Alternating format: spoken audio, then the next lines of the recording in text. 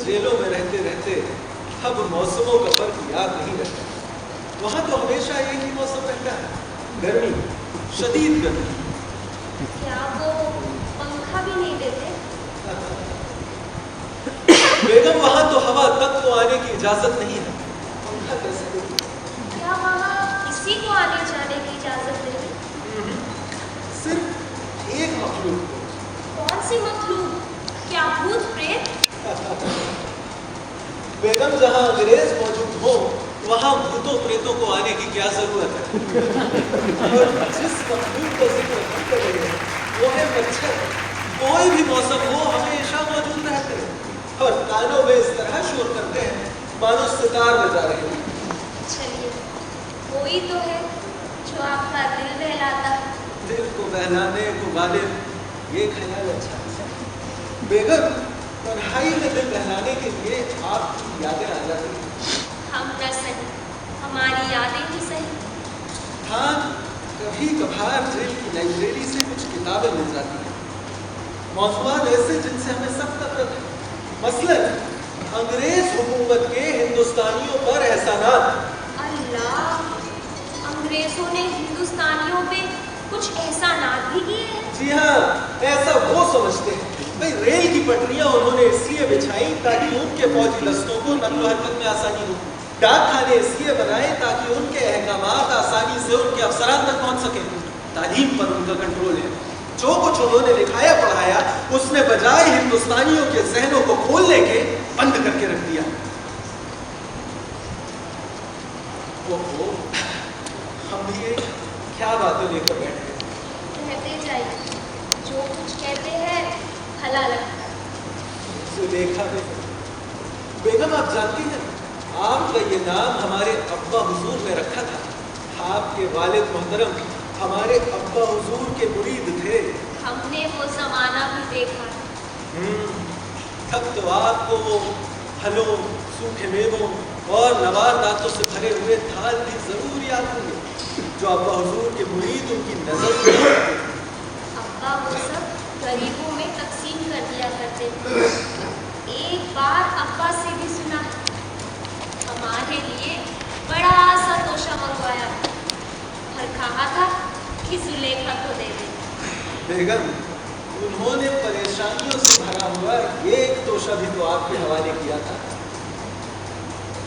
जिसने आपको सिवाय गमों के और कुछ न किया। हमें आपसे कोई शिकायत नहीं। बेगम, क्या आपको कभी इस बात का अफसोस नहीं होता कि आपको एक ऐसा शौहर मिला जिसका एक कदम जेल में होता है और दूसरा घर से बाहर? भला ये आप क्या कह रहे हैं? हमसे ज्यादा खुशकिस्मत और कौन होगा जिसे आप जैसा शौहर मिला। हम अच्छी तरह से जानते हैं ये आम इंसान में और आप जमीन आसमान का फर्क। फिर भी बेगम, हर औरत का ख्वाब होता है कि उसका शौहर उसके साथ ज्यादा से ज्यादा वक्त बिताए और हम तो हमेशा आपसे दूर रहते हैं।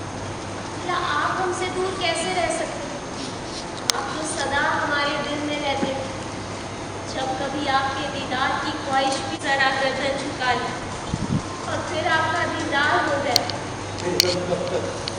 कब तक आप इन बातों से अपना दिल बहलाती रहेंगी? अगर हमारे इख्तियार में होता तो हम कभी आपको अज़ाब ज़िंदगी के इस बवाल में मुब्तला न करते। आपकी ज़िंदगी का फैसला एक ऐसे आज़ाद से हो रहा है जिसकी सांसें तक फिरंगियों की कैद हैं। हमें यकीन है कि एक दिन अंग्रेजों का नामो निशान इस मुल्क से मिट जाएगा। बेगम, अल्लाह आपको आपकी बीमारी से शिफा दे और इतनी लंबी उम्र दे कि आप आज़ादी का सूरज देख सकें। हमें इस बात का इल्म नहीं कि हमारे नसीब में क्या लिखा था। मुमकिन है हम आज जान ऐसी बातें न कीजिए, हमारा दिल तड़प उठता है। मौलाना साहब, हमें साफ नजर आ रहा है कि हमारे मर जाने के बाद ये घर सूना हो जाएगा। आपको इस बीमार सुलेखा की तलाश होगी और हम कहीं न रहेंगे। बेगम, हमने जिंदगी में बहुत सपने उठाए, खुदा ना ऐसी बातें न कीजिए जो नकाराए खुदा की तरह हमारी समाज से टकराती है। मौलाना साहब, आपको इस बीमार सुलेखा का वास्ता, आप कभी इस हकीर की खातिर इन जालिम हुकूमत से समझौता न करना। अगर इस दुनिया में जीते जी आपसे मुलाकात न हो सकी तो हम वादा करते कि मैदान हश्र में आपके लिए चश्मे बरा रहे। जब तक जिंदा है आपका ही नाम हमारे लबों पे है, और मर जाने के बाद अल्लाह के बाद बस आपका ही नाम हमारे लबों पे होगा। बेगम, हमें यकीन है कि आपकी और हमारी मुलाकात जन्नतुल फिरदौस में जरूर होगी। आमीन।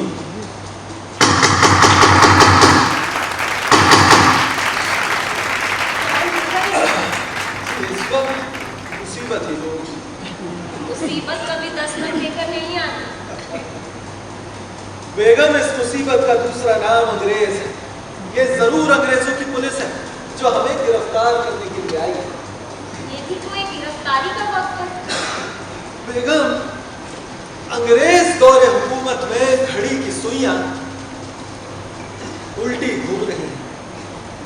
आप पता कर लीजिए।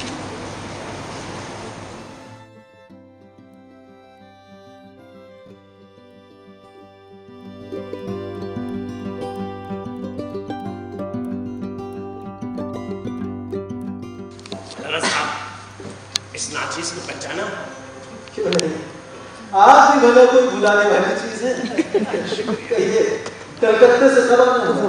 आज सुबह सुबह दिल्ली की जामा मस्जिद में फजर की नमाज अदा की और सीधा यहाँ चला आया।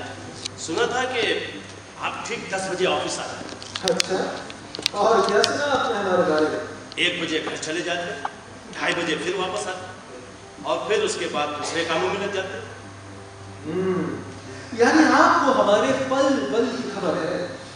फिर 5 बजे के बाद आप पढ़ने लिखने बैठ जाते और ठीक 9 बजे खाना खाते और 10 बजे सोने चले जाते, लेकिन अलग सभा बेकार हो जाता। भाई कमाल हो गया। मौलवी साहब, आपका नाम मौलवी जमालुद्दीन नहीं, मौलवी कमालुद्दीन होना चाहिए। आपको ये मालूमात हासिल कहाँ से हुई? साहब, नसीबन के शौहर शमसू मियां कलकत्ते आए। हाँ, घर का भेदी न पढ़ाई। कह रहे थे कि मौलाना साहब दिल्ली जाकर और भी मशरूफ हो गए। मौलाना साहब, सुना है कि मजदूरों के बड़े ठाठ होते हैं। अकबर इलाहाबादी कह गए हैं कि कौम के गम में डिनर खाते हैं हुक्काम के साथ। जरा गौर फरमाइए। जी जी। कि कौम के गम में डिनर खाते हैं हुक्काम के साथ। फ्रंट लीडर वो बहुत है मगर आराम के साथ। मौलवी साहब, चलिए यूं करते हैं कि आज रात आपके साथ डिनर करने का रंज उठाते हैं। आप कहाँ कह रहे हैं, मुझे बताइए, मैं किसी को आपको लेने के लिए भेज दूंगा। अरे आप खाना सहमत कर रहे हैं। दरअसल क्या है कि मैं आजकल परहेज का खाना खाता हूँ। हाँ, तो इसमें जहमत कैसी? आपके लिए परहेज का खाना बन जाएगा, बगैर नमक मिर्च की तरकारी वगैरह। लाहौल मिला कुत। अरे ये आपसे किसने कह दिया कि मैं बगैर नमक मिर्ची का खाना खाता हूँ? परहेज का मतलब है कम खाता। यही कोई 2-4 फुलके खा लिए, आधा मुर्ग और कबाब से मुझे परहेज नहीं। एक बंगाली आदमी हूँ, रसगुल्ले और मच्छी के बगैर तो मेरा पेट भर ही नहीं सकता। गोपाल मियां, जी जनाब। इधर आइए। देखिए गोपाल, मौलवी साहब आज रात हमारे साथ ही डिनर करेंगे। आप उनकी पसंद नोट करें। जी सर। भाई मौलाना साहब, मेहमान नवाजी तो कोई आपसे सीखे। वैसे शमसू मियां कह रहे थे कि जामा मस्जिद के करीब शाहजहानी कबाब मिलते हैं, बड़े लजीज होते हैं। मौलवी साहब, अब बाहर तशरीफ लाइए, मैं बाकी सारी बातें नोट कर लेता हूँ। जी मौलाना साहब, क्या मैं इन्हें सुबह के नाश्ते और दोपहर के खाने की तफसीलात भी दूँ? जी मौलाना साहब, मैं माफ़ कीजिएगा, मैं कलकत्ते से आपके लिए कुछ ला नहीं सका। हाँ, एक रसगुल्ले की हंडी लाया था। कहाँ गए? फूट गई। जी कोई बात नहीं। मौलाना साहब, दरअसल मैं आपसे माफ़ी मांगता हूँ।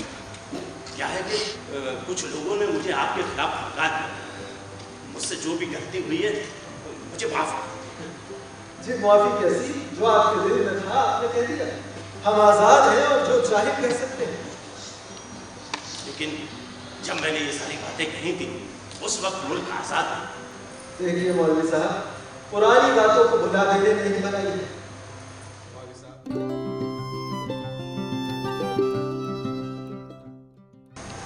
हम आपसे इसलिए मिलने आए, हमने आपकी रहनुमाई में यकीन कर ये फैसला किया था कि आज़ादी के बाद हम इस मुल्क में रहें और अगर मर गए तो इस मुल्क की ज़मीन में दफन होंगे। मगर आज हम मुश्किलों से परेशान होकर इस मुल्क से हिजरत कर रहे हैं। नहीं, ये हिजरत नहीं, फरार है। अभी कल ही की बात है कि तुम्हारे काफिले ने जमुना के किनारे वजू किया था और आज तुम्हें इस मुल्क में सांस लेते हुए खौफ महसूस होता है। तुमने भीग जाने के डर से अपने पांचे ऊपर चढ़ा लिए हैं। अरे वो तुम्हारे बुजुर्ग थे जो समंदरों में उतरे, पहाड़ों की छातियों को रौंद डाला, आंधी आए तो उनसे कहा कि हट जाओ, ये तुम्हारा रास्ता नहीं। और तुम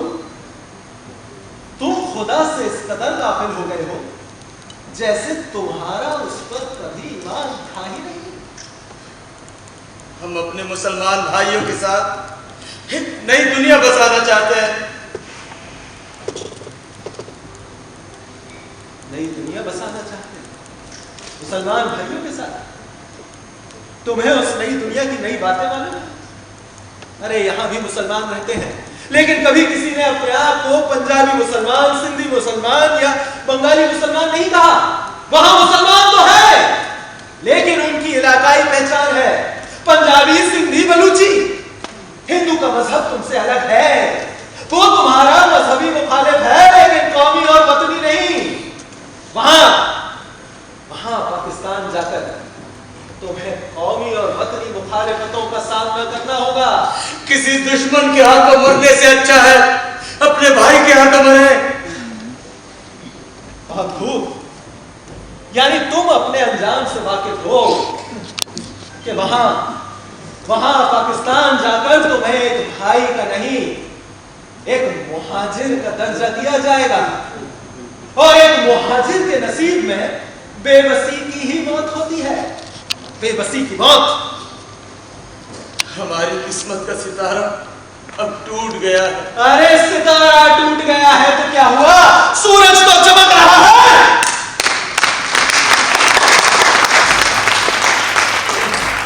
अरे उसी से उजाला मांग लो। हमें मांगे का उजाला मंजूर नहीं।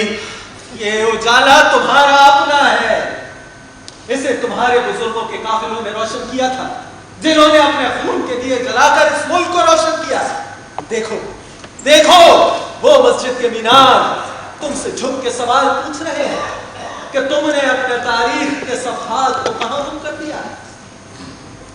तारीख के लम्हों ने वो दौर भी देखा, तारीख के लम्हों ने वो दौर भी देखा है।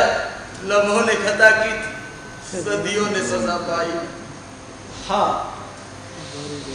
हाँ मैं मानता हूं कि मुल्क का बंटवारा एक हिमालयाई गलती है, लेकिन अब यह बंटवारा हो चुका है। हिंदुस्तान तुम्हारा अपना वतन है। अगर तुम चले गए तो तुम्हारी आवाज के बगैर इस मुल्क की तारीख अधूरी रह जाएगी। और अगर हम पाकिस्तान नहीं गए तो उस मुल्क की तारीख अधूरी रह जाएगी। ये तमाम दुनिया अल्लाह ताला की बनाई हुई है, ये तमाम दुनिया पाक है। फिर तुमसे ये किसने कह दिया कि इंसान की बनाई हुई एक नई जमीन की मिट्टी पाक है? मैं तुमसे फिर से कहता हूं अपने होश की दवा करो। मेरे पास तुम्हारे लिए कोई नया नुस्खा नहीं, वही पुराना नुस्खा है जो सबसे बड़े मोहसिन इंसानियत ने लाया था।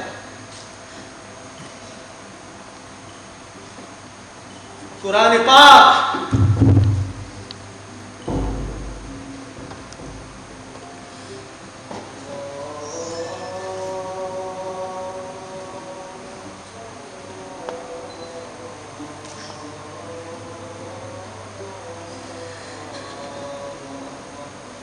अरे इसकी तालीमात पर अमल करो।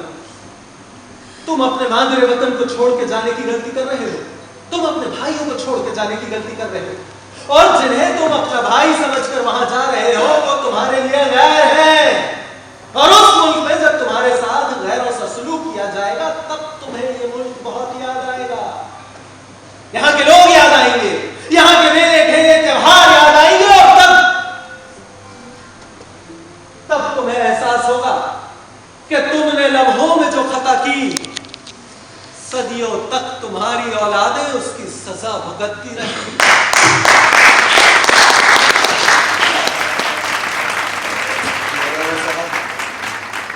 अब हमें हंसी खुशी अलविदा कही। नहीं, मैं तुम्हें अलविदा भी नहीं कह सकता, क्योंकि तुम बद्दुआ के इलाके में जा रहे हो, और वादिये मौत के मुसाफिरों को कोई अलविदा नहीं कहता, कोई अलविदा नहीं कहता।